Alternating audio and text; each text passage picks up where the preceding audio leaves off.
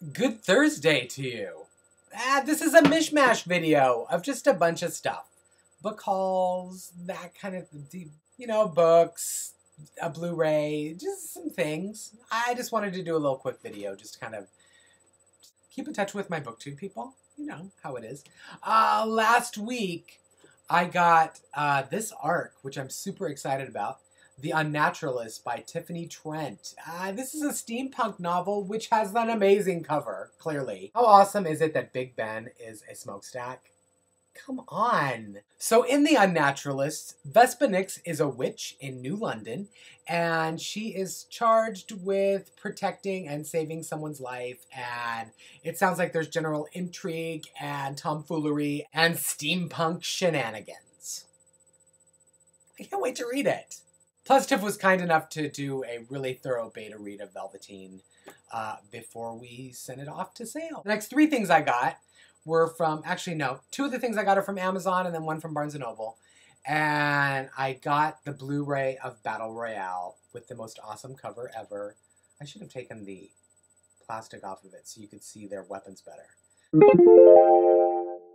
I'm not in the same camp as a lot of people who love Battle Royale, in that they like to make a lot of comparisons between the movie or the book and the Hunger Games.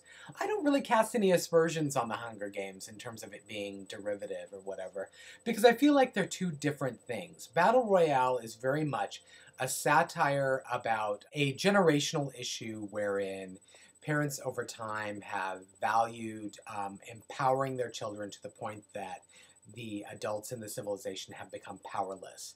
And to take that back, they've developed this system of fear that at any time an adolescent can be taken to this island, fitted with a exploding collar, and be made to kill one or all of their 42 peers. It's awesome. And the Hunger Games is obviously completely different. It's about a totalitarian system where, it is fear-based as well, but it doesn't have to do specifically about a concern that adolescents have overstepped their boundaries in any sense of the word. So, yeah. Can't we just all come together in friendship and the genuine love of watching teenagers kill each other? And I haven't seen the Hunger Games movie yet, which is crazy, but we're going to go see it Saturday. I'm very excited. Very excited. The next book I got, which I am also excited about, is Les Petits Macarons. Authors are Catherine Gordon and Annie E. McBride. The macaron, which I am obsessed with, if you've watched my YA Rebels video, you know this, is a very difficult little cookie. It is something that requires at least 60 pages of instructions on the basics before you can even start talking about flavors.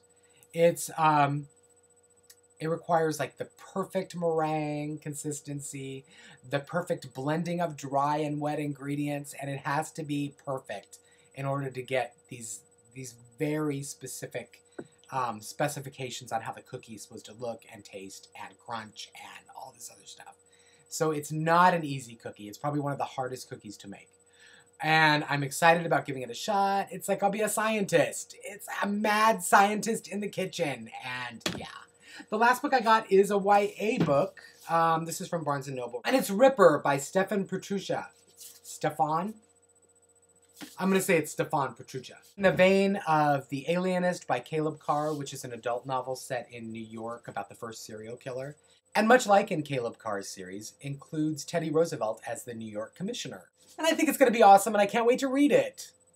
Next up, I was tagged by Lissa Price, the author of Starters, for what's called the Lucky 7 game. And I guess the lucky part of it is you're lucky if you've written something good in the sections that you are forced to read as part of the challenge. So basically, this is how it goes. You have to pick either your work in progress, which I'm way too shy to reveal this early on, or your current book, and go to either page 7 or page 77, count 7 lines down, and read those exact 7 sentences that follow. So I looked at page 7, and it's about the contents of a serial killer's refrigerator, which are decidedly weird. But page 77, which I shall find right now, is much more interesting, I think. So I will read that to you from Velveteen.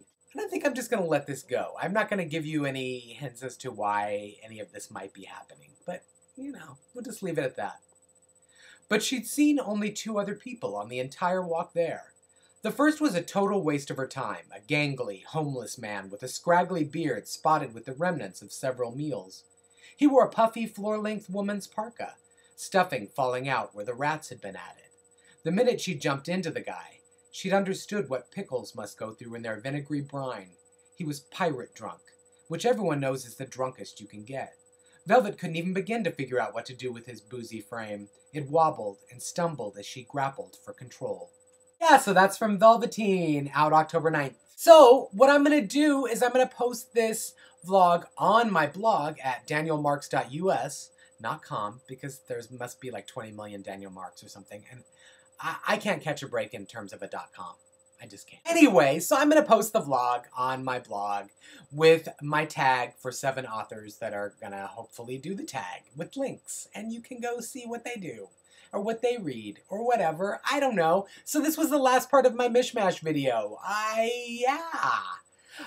Speaking of mishmashes, have you seen this?